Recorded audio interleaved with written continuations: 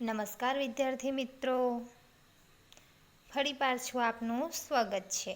સામાજિક વિજ્ઞાન વિષયમાં પાઠ નંબર 3 પ્રાચીન નગરો અને ગ્રંથો. ભાગ 1માં આપણે પ્રાચીન નગરો વિશે જોયું. આપણે ભાગ 2માં તેના આર્થિક જીવન અને સામાજિક જીવન અને પ્રાચીન ગ્રંથો વિશે અભ્યાસ કરીશું. હડપ્પીય સભ્યતાનું આર્થિક જીવન. સિંધુ ખીણ સભ્યતાના લોકો ખેતી, પશુપાલન, વેપાર, હુન્નર, ઉદ્યોગ જેવા વ્યવસાય કરતા હતા. સિંધુ ખીણની સભ્યતાના લોકો શું કરતા હતા? વ્યવસાય માટે આર્થિક જીવન તેમનું શાના પર નિર્ભર હતું? તો કે ખેતી, પશુપાલન, વેપાર, ઉદ્યોગ, હુન્નર ઉદ્યોગ જેવા વ્યવસાય કરતા હતા. ખેતીમાં ઘઉં, જવ, વટાણા, તલ, સરસવ વગેરે પાકોની ખેતી કરતા. ખેતીમાં જમીન ખેડવા હરનો ઉપયોગ કરતા. પશુપાલનમાં ગાય, ભેંસ, બકરી, ખૂંડવારો બળદ પાળતા. કે એ સમય દરમિયાન પણ તેઓ ખેતી પણ કરતા, સાથે સાથે પશુપાલન પણ કરતા. તેઓ આંતરિક અને આંતરરાષ્ટ્રીય વેપાર કરતા. આંતરિક એટલે અંદર એકબીજા રાજ્ય સાથે પણ વેપાર કરતા. એ ઉપરાંત આંતરરાષ્ટ્રીય એટલે કે એક દેશ બીજા દેશના લોકો સાથે પણ વેપાર કરતું. અહીંનું સુતરાઉ કાપડ છેક મેસોપોટેમિયા અને તેના માધ્યમથી ઇજિપ્ત સુધી પહોંચતું. કે સિંધુ ખીણની સભ્યતામાં જે વેપાર થતો તેમાં સુતરાઉ કાપડ છેક મેસોપોટેમિયા અને ઇજિપ્ત સુધી પહોંચતું. આ ઉપરાંત તેમના અન્ય વ્યવસાયોમાં માટીકામ, ધાતુકામ, મણકા બનાવવાની કલા, શિલ્પકલા વગેરેનો સમાવેશ થતો. કે તેઓ ખેતીનો ઉપયોગ, પશુપાલનનો ઉપયોગ, એ ઉપરાંત સાથે સાથે માટીકામ, ધાતુકામ, મણકા બનાવવાની કલા, શિલ્પકલા વગેરેનો પણ સમાવેશ થતો.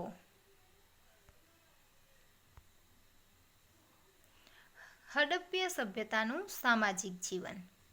સિંધુ ખીણ સભ્યતા લોકોનો મુખ્ય વ્યવસાય ખેતી અને પશુપાલન હતો.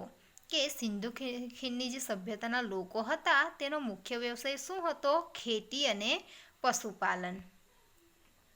આ સમયની પ્રજાના ખોરાકમાં ઘઉં, જવ, બાજરી, વટાણા, તલ, ખજૂર વગેરે સમાવેશ થતો. પશુપાલનના કારણે તેમના ખોરાકમાં દૂધની બનાવટોનો સમાવેશ થતો. કે દૂધ એ ઉપરાંત દૂધમાંથી જે પણ વસ્તુઓ બને છે તેનો સમાવેશ થતો. આ સભ્યતાના અવશેષોમાંથી માછલી પકડવાના હૂક એટલે કે ગલ મળી આવ્યા છે. તેથી ખોરાકમાં માછલીનો પણ સમાવેશ થતો હશે. કે તેમના જે અવશેષો મળ્યા છે ત્યાંથી માછલી પકડવાનો હૂક મળ્યો છે. તેના આધારે કહી શકાય કે તેઓ ખોરાકમાં માછલીનો પણ ઉપયોગ કરતા હશે. સિંધુ ખીણ સભ્યતામાંથી મળી આવેલા શિલ્પોના આધારે એ સમયના લોકોના પોશાક વિશે માહિતી મળે છે. કે સિંધુ ખીણની સભ્યતામાંથી જે શિલ્પો એટલે કે મૂર્તિઓ મળી આવી છે તેના આધારે કહી શકાય કે તેમના પોશાકો કેવા હતા, તેઓ કેવા વસ્ત્રો પહેરતા હતા. અહીંની સ્ત્રીઓ પુરુષો 2 કપડાં પહેરતી. કે અહીંની સ્ત્રીઓ અને પુરુષો 2 કપડાં પહેરતા. કમરથી નીચેના ભાગમાં હાલની ધોતી જેવું અને ઉપરના ભાગમાં ડાબા ખભા ઉપર ખેસ નાખતા. કે તેઓ કમરની નીચે તરફ ધોતી અને ઉપર તરફ ખેસ નાખતા. મુખ્યત્વે તેઓ સુતરાઉ કાપડનો ઉપયોગ કરતા અને ઊની વસ્ત્રોથી પણ પરિચિત હતા. કે તેઓ સામાન્ય રીતે સુતરાઉ કાપડના વસ્ત્રો પહેરતા. એ ઉપરાંત ઊનના વસ્ત્રો પણ પરિચિત હતા. ધાતુ તથા હાથીદાંતની બનેલી મરેલી સોયના આધારે અનુમાન થાય છે કે તેઓ સીવીને કપડાં પહેરતા હશે. કે હાથીદાંત તથા હાથીદાંતની બનેલી વસ્તુઓનો ઉપયોગ કરતા હશે. મળેલી સોયના આધારે એવું અનુમાન કરી શકાય કે તેઓ કપડાં સીવીને પહેરતા હશે. આમ છતાં મોટાભાગના લોકો સીવ્યા વિનાના કપડાનો ઉપયોગ કરતા હશે. કે ત્યાંથી જે અવશેષો રૂપે સોય મળી છે તેના આધારે કહી શકાય કે તેઓ કપડાં સીવીને પહેરતા હશે. પણ કહી શકાય કે મોટાભાગના લોકો સીવ્યા વિનાના કપડાનો ઉપયોગ કરતા હશે.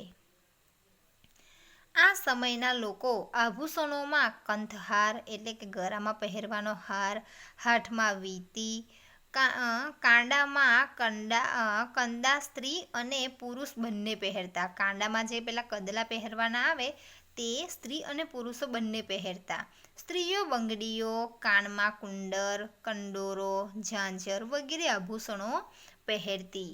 કે એમના ત્યાંથી જે ખોદકામ કરતા મૂર્તિઓ મળી આવી છે તેના આધારે કહી શકાય કે તે સમયની સ્ત્રીઓ કેવા વસ્ત્ર પહેરતી હતી, કેવા પ્રકારના આભૂષણો પહેરતી હતી તેની માહિતી મળે છે. આ આભૂષણો સોના, ચાંદી અને કિંમતી પથ્થરોમાંથી બનાવવામાં આવતા. જે આભૂષણોનો તેઓ ઉપયોગ કરતા તે સોના, ચાંદી અને કિંમતી પથ્થરોમાંથી બનતા હતા. સિંધુ ખીણ સભ્યતાના લોકો માટીના, તાંબાના, કાંસાના વાસણો બનાવતા. શાના વાસણો બનતા હતા? તો કે માટીના, તાંબાના અને કાંસાના વાસણો બનાવતા.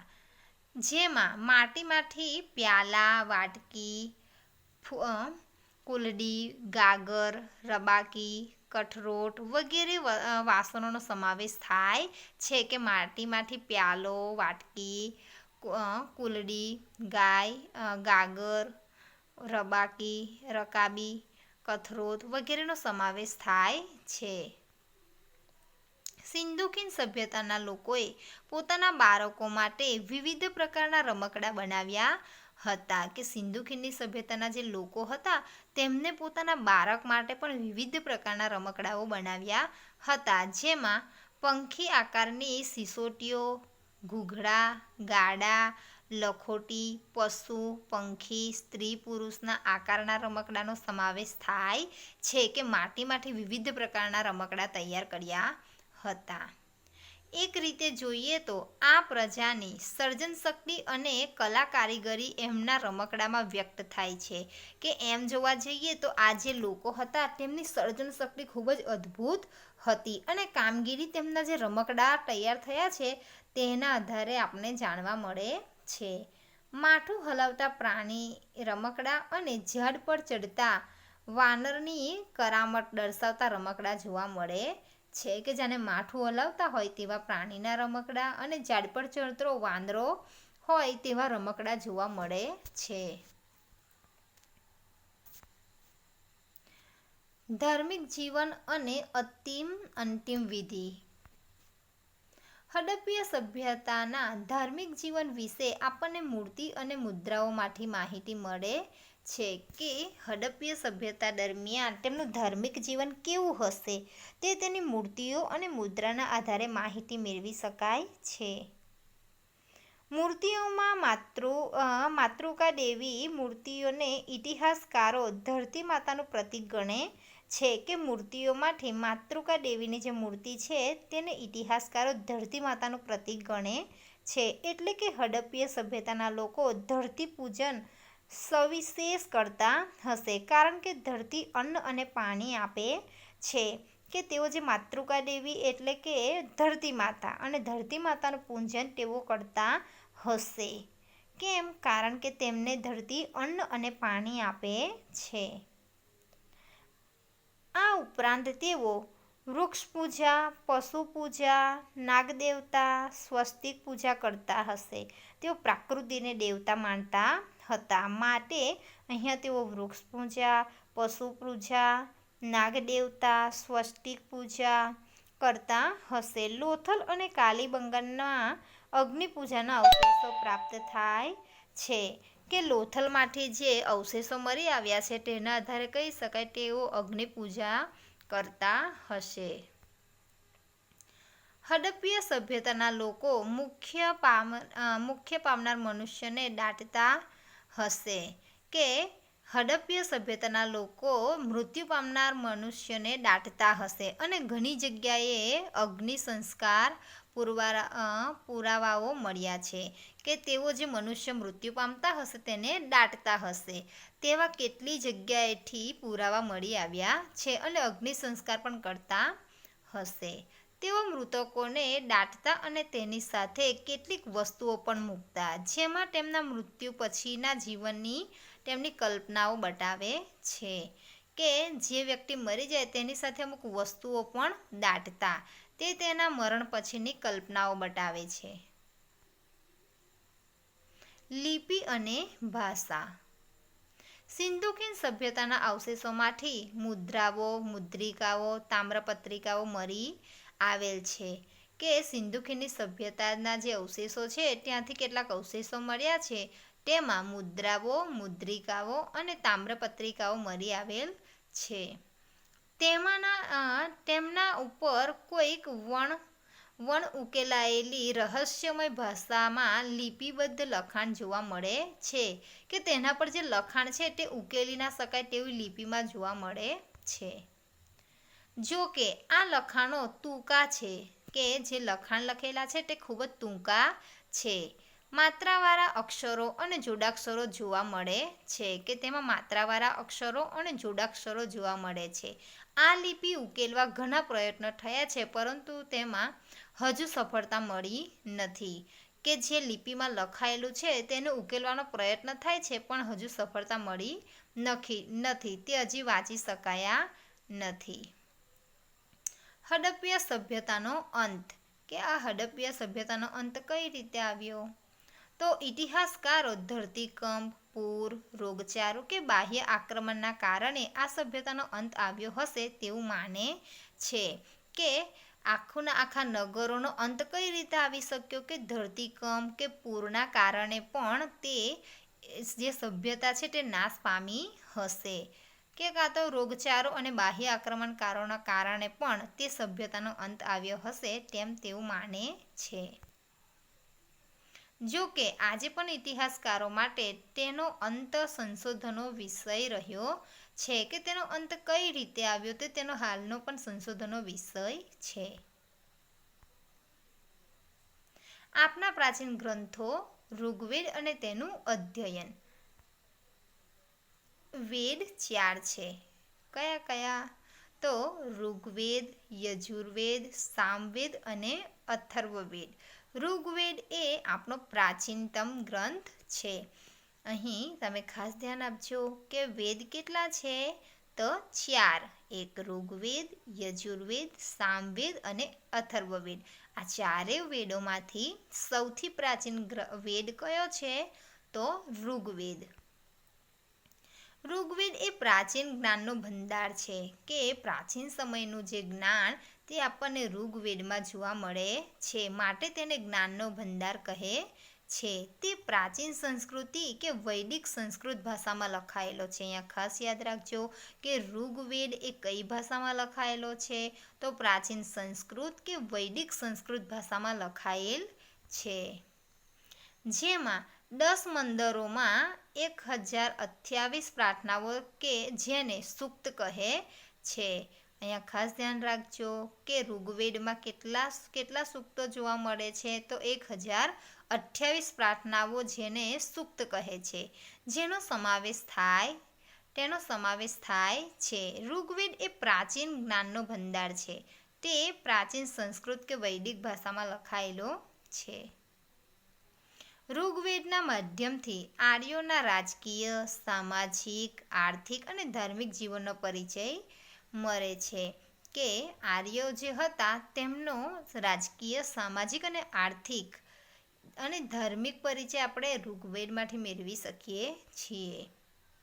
ઇતિહાસકારો, પુરાતત્વવિદો ઇતિહાસ જાણવા માટે પ્રાચીન અવશેષોની સાથે ઋગ્વેદનો પણ અભ્યાસ કરે છે કે જે પુરાતત્વશાસ્ત્રીઓ હોય છે તેઓ અવશેષો તો મેળવે જ છે સાથે સાથે ઋગ્વેદનો પણ અભ્યાસ કરે છે. ઋગ્વેદમાં કેટલાક સૂક્તો સંવાદ સ્વરૂપે છે કે ઋગ્વેદની અંદર કેટલાક જે શ્લોકો છે તે સંવાદ સ્વરૂપે છે. ઋગ્વેદમાં પ્રજાકીય જીવનના ઉલ્લેખો જોવા મળે છે. કે ઋગ્વેદની અંદર પ્રજાકીય જીવનના ઉલ્લેખો જોવા મળે છે. ગણ, સભા, સમિતિ જેવી રાજકીય સંસ્થાઓની માહિતી ઋગ્વેદમાં છે. સભા સમિતિની સરખામણીમાં નાની સંસ્થા હતી અને તેમાં રાજ્યના મુખ્ય આગેવાનો બેસતા અને રાજ્યના અગત્યના પ્રશ્નોની ચર્ચા થતી તથા ન્યાય પણ અપાતો. અહીંયા પહેલા મુદ્દામાં શું કહેવામાં આવ્યું છે કે સભા સમિતિની સરખામણીમાં નાની સંસ્થા હતી. જે સભા છે તે સમિતિની સરખામણીમાં કેવી સંસ્થા હતી? નાની. અને તેમાં રાજ્યના મુખ્ય આગેવાનો બેસતા. ત્યાં રાજ્યના જે મુખ્ય આગેવાનો હોય તે બેસતા અને રાજ્યના અગત્યના જે પ્રશ્નો હોય તેની ચર્ચા થતી અને ન્યાય પણ અપાતો. સમિતિ વિસ્તૃત સંસ્થા હતી. સમિતિ વિસ્તૃત એટલે કે મોટી સંસ્થા જે રાજાની ચૂંટણી કરતી અને તે રાજા કોણ થશે જે તે રાજ્યનો તેની ચૂંટણી કરતી. રાજાને મદદ કરવા સેનાધ્યક્ષ અને પુરોહિતોની નિમણૂક થતી. કે રાજાને મદદ કરવા માટે સેના અધ્યક્ષ એટલે સેનાઓનો અધ્યક્ષ અને પુરોહિતોની નિમણૂક થતી હતી. રાજાને મદદ કરવા સેના અધ્યક્ષ અને પુરોહિતોની નિમણૂક થતી. રાજાનું એક કાર્ય ગવન્યા પણ હતું. કે રાજાનું એક કાર્ય ગવન્યા પણ હતું અને ગવન્યા એટલે યુદ્ધ. રાજાનું ગવન્ય એટલે યુદ્ધ કે રાજાનું એક કાર્ય યુદ્ધ કરવાનું પણ હતું. ઋગ્વેદમાં રાવી નદીના કિનારે 10 રાજાઓ વચ્ચે થયેલા યુદ્ધનો ઉલ્લેખ પ્રાપ્ત થાય છે. કે ઋગ્વેદની અંદર રાવી નદીના કિનારે જે 10 રાજાઓ વચ્ચે યુદ્ધ થયું હશે તેનો ઉલ્લેખ જોવા મળે છે. ઋગ્વેદમાં આર્યોના સામાજિક જીવન વિશે માહિતી મળે છે. કે ઋગ્વેદની અંદર જે આર્યો હતા તેમનું સામાજિક જીવન કેવું હતું તેના વિશે માહિતી પ્રાપ્ત થાય છે. સમાજનું એકમ કુટુંબ હતું. કે સમાજનું મુખ્ય એકમ શું હતું? કુટુંબ. અને પિતૃપ્રધાન અને સંયુક્ત કુટુંબ વ્યવસ્થા હતી. કે સમાજ કેવો હતો? તો કે પિતૃપ્રધાન સમાજ હતો અને ત્યાં સંયુક્ત કુટુંબ એટલે કે બધા ભેગા મળીને કુટુંબમાં રહેવાની વ્યવસ્થા હતી. સમાજ વર્ણ અને જ્ઞાતિઓમાં વહેંચાયેલો ન હતો. જેવી રીતે આજની તારીખે વિવિધ પ્રકારના વર્ણો અને જ્ઞાતિઓમાં વિભાજિત છે તેવો તે સમયમાં હતું નહીં. કે સમાજમાં વર્ણ અને જ્ઞાતિઓમાં વહેંચાયેલો ન હતો એટલે એ સમાજમાં સૌ સમાન હતા. કે પ્રાચીન કાળ દરમિયાન સમાજમાં બધા કેવા હતા? સમાન. કોઈ ઊંચ નીચના ભેદભાવ ન હતા. સ્ત્રીઓનું સમાજમાં ઊંચું સ્થાન તથા સ્ત્રી સ્વતંત્ર હતી. શું કહેવાય છે કે સ્ત્રીઓનું સ્થાન તે સમય દરમિયાન ખૂબ જ ઊંચું હતું અને તે સ્વતંત્ર હતી અને સ્ત્રીઓને સહધર્મચારીણી ગણવામાં આવતી અને યજ્ઞમાં તેમની હાજરી આવશ્યક ગણાતી. સહધર્મચારીણી ગણાતી અને તેને યજ્ઞમાં પણ હાજરી અપાતી હતી. શરૂઆતને પ્રાચીન કાળમાં સ્ત્રીઓ ખૂબ જ સ્વતંત્ર અને પોતાની ઈચ્છા મુજબ પોતે એક ચોક્કસ હોદ્દાનું પણ કાર્ય કરી શકતી હતી. પણ ધીરે ધીરે મધ્યયુગ શરૂઆત થતાં મધ્યયુગ દરમિયાન સ્ત્રી ઘરમાં પુરાતી ગઈ અને ત્યાર પછી ધીરે ધીરે અર્વાચીન કાળ દરમિયાન આજની તારીખે સ્ત્રીઓ ફરી પાછી પોતાનું એક ઉચ્ચ સ્થાન બનાવી રહી છે. તે પણ અભ્યાસ કરી શકતી. તેમાં અપાલા, લોપામુદ્રા, ઘોષા જેવી વિદુષી સ્ત્રીઓનો તો ઋગ્વેદની અંદર ઋચાઓ પણ રચી છે. કે સ્ત્રીઓ અભ્યાસ કરતી હતી. તેમાં કેટલાક ઉદાહરણો આપ્યા છે કે લોપામુદ્રા, ઘોષા જેવી વિદુષી સ્ત્રીઓ હતી તેમને ઋગ્વેદની અંદર ઋચાઓનો પણ રચી છે. કે ઋગ્વેદની અંદર જે ઋચાઓ છે તે તેમને રચી છે. કન્યા પુખ્ત ઉંમરની થાય ત્યારે જ લગ્ન થતા.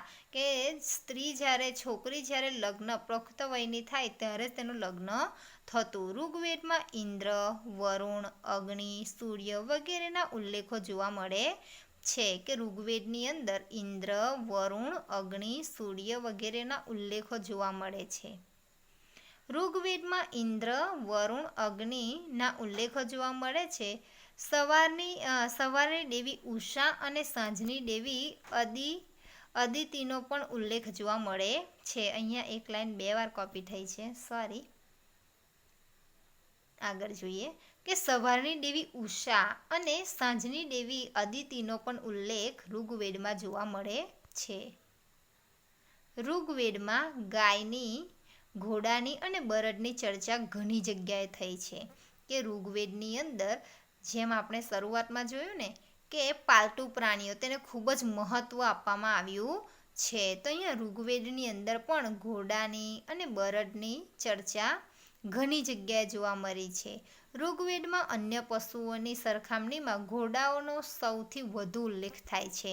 કે ઋગ્વેદની અંદર અન્ય પ્રાણીઓ તો છે જ, પણ તેના કરતાં સૌથી વધારે ઘોડાની સૌથી વધુ ઉલ્લેખ આવે છે, જે તેમના જીવનમાં પશુપાલનનું મહત્ત્વ સૂચવે છે. કે તેનાથી કહી શકાય કે તે સમયના લોકો પશુપાલન ખૂબ જ મહત્ત્વ આપતા હતા. પશુઓ માટે યુદ્ધ કરવું એ કબીલાઈ જીવન જીવતા લોકો માટે સામાન્ય હતું. કે જે પશુઓ માટે તેઓ યુદ્ધ પણ કરતા. તો કે તે કોના જીવનનો નિયમ હતો? તો કે કબીલાઈમાં જેઓ જીવન જીવતા તેઓ પશુઓ માટે યુદ્ધ પણ કરતા. સંપત્તિ મુખ્યત્વે પશુઓની સંખ્યા પર આધાર રાખતી. કે એ સમય દરમિયાન સંપત્તિવાળું કોને કહેવાય? કે તેમની પાસે પશુધન કેટલું છે તેના આધારે કહી શકાતું. પશુપાલન સામૂહિક રીતે થતું અને ઋગ્વેદકાલીન અર્થવ્યવસ્થા પ્રારંભિક ચરણમાં કૃષિ ગૌણ હતી. કે જે પશુપાલન થતું તે સામૂહિક રીતે થતું અને ઋગ્વેદની અંદર અર્થવ્યવસ્થામાં પ્રારંભિક કૃષિ ક્ષેત્ર કરતાં પણ પશુપાલનને ખૂબ જ મહત્ત્વ આપવામાં આવતું હતું. અહીં આ પાઠ પૂર્ણ થાય છે. Thank you. વિડીયો ધ્યાનથી નિહાળવો અને સમજૂતી મેળવવી.